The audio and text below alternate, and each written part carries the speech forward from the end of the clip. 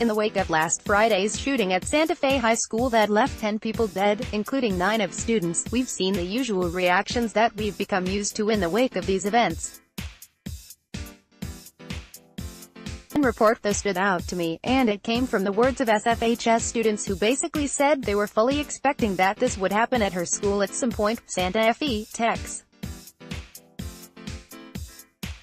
A nation plagued by a wrenching loop of mass school shootings watched the latest horror play out in this small southeast Texas town Friday morning, as a young man armed with a shotgun and a .38 revolver smuggled under his coat opened fire on his high school campus, killing 10 people, many of them his fellow students, and wounding 10 more, the authorities said. By the end of the day, a 17-year-old suspect, Dimitrios Bajortsis, an introvert who had given off few warning signs, had surrendered and been taken into custody. Law enforcement officials said they found 2 homemade explosive devices left at the school during the rampage. It was the worst school shooting since the February assault on Marjorie Stoneman Douglas High School in Parkland, Florida, where a young man with an AR-15 rifle left 17 people dead and prompted a wave of nationwide, student-led protests calling on lawmakers to tighten gun laws. It was barely after 7:30 a.m.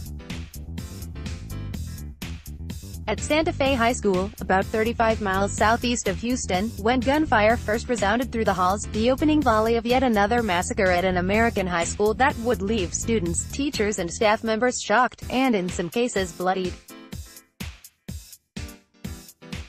But they were not necessarily surprised.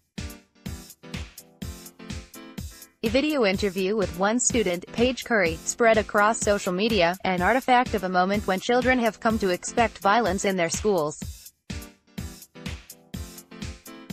Was there a part of you that was like, this isn't real, this would not happen in my school? The reporter asked. The young girl shook her head. No, there wasn't. Why so? The reporter asked. It's been happening everywhere, she said. I've always kind of felt like eventually, it was going to happen here, too. Here's the video, cleared up to start at the relevant point in the interview. Paige Curry is 17 years old and, by all indications, not any different from any of the other students at her school. What's utterly depressing about what she says in this interview is the idea that we now live in a country where a teenager felt even before this incident that she had to live with the possibility that, on any given day and probably without sufficient warning, someone, be it a current or former student or someone else, would walk into her school with a weapon, open fire, and put her life and the lives of her friends, teachers, and other students in the crosshairs, just as we've seen happen in schools from Columbine, Colorado to Newton, Connecticut to Parkland, Florida, and finally, Santa Fe, Texas. From her point of view, it was just a matter of time before it got to her high school, and there's something about the fact that a teenager has to think that way that chills me to the bone and makes me wonder what kind of world we've created. Many people reading this article will, of course, immediately jump to the easy availability of guns and the need for new restrictions on what weapons people can purchase, what they can purchase, and the steps that they should be required to go through in order to purchase them. Regardless of how you feel about the Second Amendment and the right to keep and bear arms, this is certainly a worthy debate to have, although the truth of the matter is that it often ends up being an unproductive discussion because of the fact people tend to approach this conversation from hardline positions on either side, and these discussions far too often end in name-calling and division rather than agreement on any kind of compromise.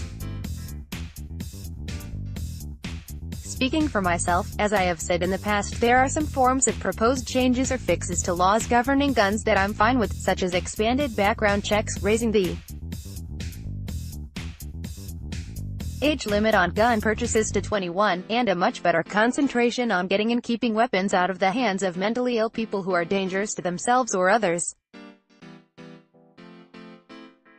As for other proposals, such as banning the sale of so-called assault weapons, or requiring things such as universal registration, mandatory insurance, and other ideas, for reasons I've expressed before, I remain opposed or at least skeptical. that they would have any practical impact, especially since it seems clear from nearly every comment thread, social media discussion, and cable news analysis, it's basically impossible to have a civil discussion on this topic. But this post isn't about guns, gun control, or anything related to that debate. It's about something more fundamental, namely that we now live in a world where teenagers have come to accept the fact that they are likely to one day have to live through a school shooting.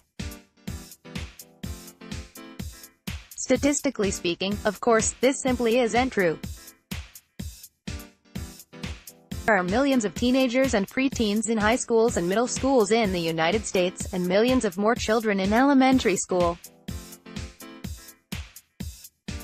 Even taking recent events into account, the odds that one school or one group of students will be subjected to a mass shooting like Parkland or Santa Fe during their time from kindergarten through 12th grade is infinitesimal.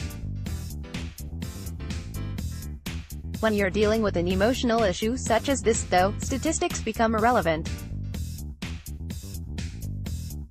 Putting it quite simply, there's something very wrong with a culture where kids have come to the conclusion that they might be dead by the end of the day when they wake up in the morning. I was in public schools from the early 1970s through the mid-1980s, and we certainly didn't live like this in a community not very different from the ones where the most recent mass shooting events have taken place. Events like what happened at Sandy Hook Elementary, Stoneman Douglas High School, or Santa Fe High School simply didn't happen back then. Although there were, apparently, some smaller-scale events in both the 1970s and 1980s, I don't recall any of these incidents making the national news at the time.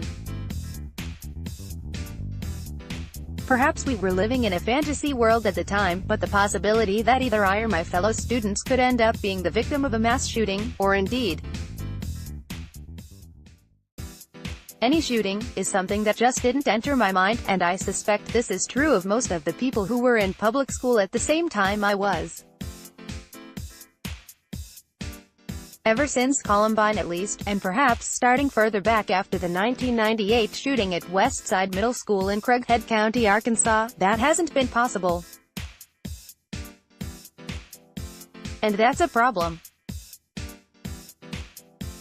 When I began writing this post, I didn't start out with the idea that I'd be the one who could come up with a solution to this rather obvious problem, so I suppose I shouldn't be disappointed that I've come to the end of it without any idea of where to even begin when having a discussion. Indeed, I'm not certain that there is one single answer to how we can step back from the world we've allowed to come into existence for our young people. Certainly, guns and gun control are worth talking about. So are issues such as how we approach mental illness and how we can develop rules that keep weapons out of the hands of people who shouldn't have them, while at the same time ensuring that the rights of patients are protected and that we don't end up creating a world where people avoid getting needed mental health treatment because they're being reported to the state. We also need to talk about issues like school security and, yes, hardening schools to make it harder for someone to wander onto campus undetected and easier for security on site to deal with any type of shooting situation or other threat should it ever arise. Beyond this, though, it seems to me as though we've reached a point where we have to consider whether there's something culturally wrong, and, if there is, I'm not sure how to even begin to identify what that is, and, even if one can identify it, how to fix it.